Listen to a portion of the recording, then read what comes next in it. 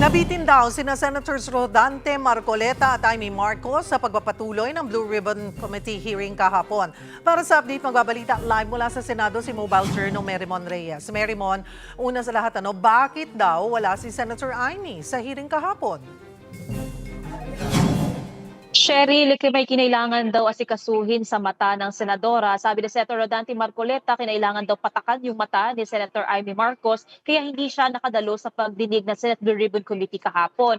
Pero kanina sa isang press conference naman kasama si Senator Rodante Marcoleta, nagpahayag sila ng kanilang pagkadismaya sa naging takbo ng pagdinig ng Senate Blue Ribbon Committee kahapon. Sabi nga ng dalawang senador, nabitin sila sa pagtugis ng komite sa isyu ng maanumalyang flood control projects at korupsyon. Ayon kay Marcoleta, tila nagsimula ulit sa magugulo at mali-maling coordinates ng mga flood control project, bagay na binuksan niya na raw noong siya pa ang nanunungkulan bilang committee chair. Umaasa silang mayroon pa sanang bagong lalabas sa pagdinig, lalo't nandoon ang ilang mga dating opisyal ng DPWH. Pakinggan natin ang bahagi ng kanyang pahayag. Dapat puntahan na natin kung sino talaga yung pinakaugat, kung sino yung mastermind. Pero kahapon nakita niyo, it was concentrated on the coordinates. I was a little bit disappointed, personal ko to. Kasi sa kauna-unang hearing pa lang namin sa Blue Ribbon, sinabi ko na yun, there is a problem on coordinates.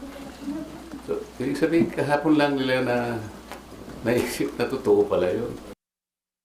Kinwestiyon din nila ang bigat ng ebidensyang bitbit ng dalawang babaeng tumestigo tungkol sa house and lot na umano'y binili ni dating House Speaker Martin Romualdez.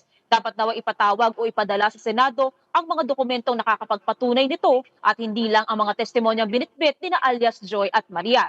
Dapat din daw imbitahan na muli si Romualdez sa pagdinig at hindi na pagbatayan ang interparliamentary courtesy bilang basihan kung dadalo sa Senado o hindi ang dating House Speaker. Dahil dito, nagpasa ang menorya ng isang minority report kay Senate President Tito Soto na naglalaman ng kanilang mga obserbasyon, mga natuklasan at legislative measures na posibleng gawin mula sa mga lumipas na pagdinig.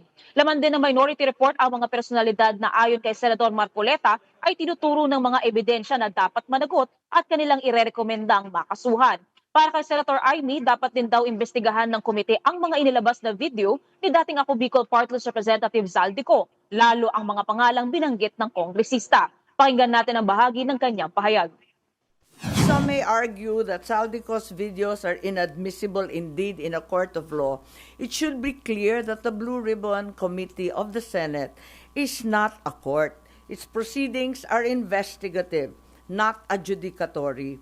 When allegations implicate the highest officials of the land, including the president and the most powerful political figures from 2023 to 2025, it is not the duty of the committee to pursue. Is it not the duty of the committee to pursue, to investigate, and to verify these claims rather than to dismiss them outright?